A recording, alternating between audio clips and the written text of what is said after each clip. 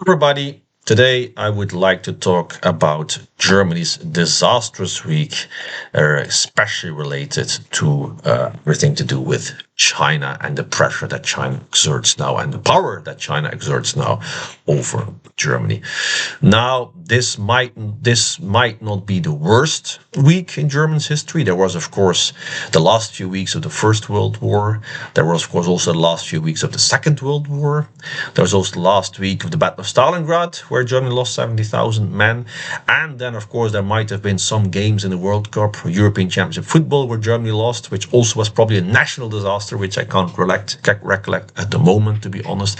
But this week definitely was also rather a disaster on many fronts for Germany. So, to put things a bit in perspective, how actually the German-China relations are. Well, actually, since German Chancellor Friedrich Merz came into power in May of this year, the Sino-German relations have cooled down significantly, because he pledged a tougher stance on China across a number of different issues. And his Minister of Foreign Affairs, Mr. Wadefull, who was supposed to be in Beijing for talks this week, but unfortunately didn't make it. We'll discuss that a bit later in the program also. He also repeatedly criticized Beijing's export control regime. He criticized Beijing-Taiwan policy. And of course, he also criticized China's support for Russia in the last several months. What are the different points and aspects that actually led to this disastrous week for Germany? Well, the very first one has to do with rare earths. A few weeks ago, China announced that it would put controls on the export of rare earths. That means that foreign companies needed to ask permission or apply to import rare earths from China.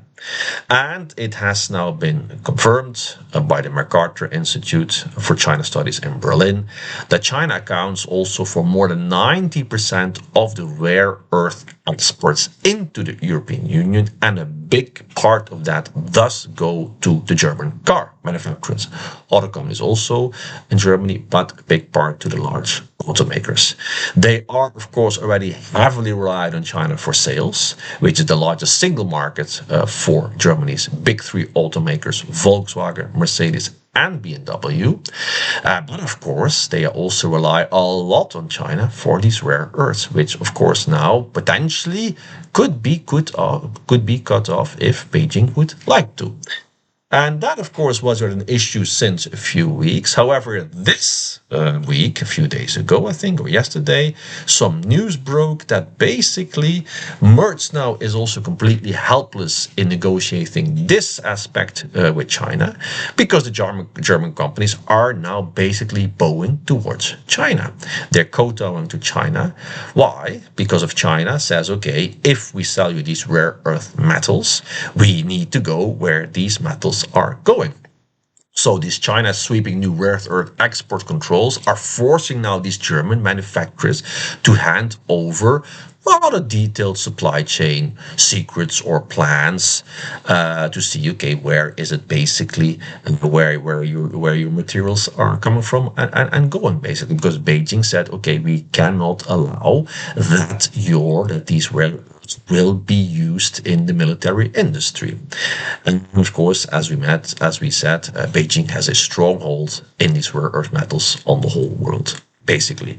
So under these new requirements that China has pushed upon different companies, including the German companies, these German firms must submit confidential blueprints, diagrams, production data, and so forth in order to obtain these rare earth import licenses. And that is, as mentioned, something that the German companies are bowing to Beijing. They are doing that, and this shows again the strength of China towards the rest of the world. And politically, the chancellor has basically no way to stop this. Secondly, of course, we have the whole Nexperia saga, which I made a video about yesterday or 2 days ago, where the Dutch government basically said, okay, we're going to take control over Nexperia, which is a Chinese company who manufactures and designs relatively low-end or mid-end chips But these chips are being used in many, many sectors in Europe. And again, the large German car manufacturers also use a lot of that. And the Dutch government, as mentioned, they have taken control over the company. Reasons which are not yet 100% sure, but it might have been a coordinated action from the US and Europe towards China. That, of course, was not very well thought through and, of course, has backfired a lot. Why? Because basically most of the production of these Nexperia chips, although this headquarters is in the Netherlands, is actually made in China. And China said very simple, well, guys, if you are going to take control, government control over a Chinese company, then you won't get these Chinese companies chips who are made in China. And immediately, of course, that brought a lot of turmoil in the industry in Europe, because this will lead to a chip shortage in the industry. Now, everybody thought that this was a problem from the past. Of course, this is not a problem from the past. I mean, everybody thought that during the COVID-19 measures were taken with the new European Chip Act, which of course has led to nothing, because nothing has been done there, basically. It was another plan from the European Union, which actually nobody really completed anything, just a plan. The European Union is very good at making plans, not always in working on them, and not always on making them into a success, but that's another story. But anyway, basically, the whole industry in Germany, the key sectors, are being affected by the Nexperia deal, basically. And this, of course, also broke this week. And it's quite interesting because, of course, before this week, nobody knew about Nexperia. And now, of course, it's all over the place. Everybody has heard about the company. And then thirdly, there was this rather interesting news that all of a sudden, very abruptly, there was a cancellation of the German Foreign Ministry Johann Wadephul's visit to China. He was supposed to be in China on Sunday, but his visit was cancelled 2 days before, basically. So why did the German foreign minister was planning China? Basically because he was hoping to raise concerns about China's recent export controls on these rare earth elements and the magnets, basically, and of course on the export ban of the Nexperia chips. So he wanted to bring these two topics to the table and discuss that with China. But China basically said, well, we would love to come over, we would love you to come over, and please do come over. But unfortunately, we can only plan one visit for you, and that was with the Chinese Minister of Foreign Affairs. Basically, only a meeting with the Chinese Minister of Foreign Affairs, Wang Yi, could be secured, which is not bad. But any other meeting with senior officials to discuss the issues just raised, China said, well, we actually have no time for that. We're very sorry, but please come over. But we can only have one meeting with you. But, you know, that's the way it is. And of course, Germany then, of course, had to cancel the visit. And interestingly enough, of course, is also that the Chancellor Merz had actually reserved some days in his schedule, in his very busy schedule, to visit also China very soon, basically after the visit of his Minister of Foreign Affairs. Chancellor Merz wanted to visit China and India. But Xi Jinping actually said, the Chinese leader said, well, I also am very busy now. I can't really find the time during these very different times to meet you. Unfortunately for you, Chancellor Merz, you know, I really can't meet you. Xi Jinping didn't find any time. This, of course, is rather interesting if China basically says, you know, guys, you're not really interested enough for us. You're not really interesting enough. We have other things on our plate. You know, you're not really important for us either, maybe. Let's come back to that topic later. We have all the cards in our hands. You just maybe talk a bit internally and then come back to us if, you know, we have some interesting, more better things to discuss in a very different time than now. So obviously, China is showing Germany who's top dog, and of course is saying very clearly, well, economically and politically, you know, you're not what you used to be anymore, and you know, you want to put all your demands on us. I don't think that's going to work anymore. We discuss this issue later when it suits us. Now, this, of course, is rather interesting, also because this week the news broke that actually now China has overtaken the United States again as the biggest German trade partner. Basically, for the first 8 months of 2025, the trade between China and Germany was about 160 billion euros, and with the US it was 162. So China, Germany 163, and the US, Germany was 162. So very close. But now again, it is China who's the biggest trading partner of Germany. Now, this, of course, is also rather remarkable because actually, for the last 8 years, China and Germany were the biggest trading partners. This streak only was ended in 2024 when the US became Germany's biggest trading partner, and now, of course, again, China has taken over that role. Now, it's very interesting because, of course, Germany had sought to reduce its reliance on China because it faced these political differences. As we had political differences, they say Beijing has just unfair trade practices. So we want to reduce our economic relationship with China and actually want to work closer with the US.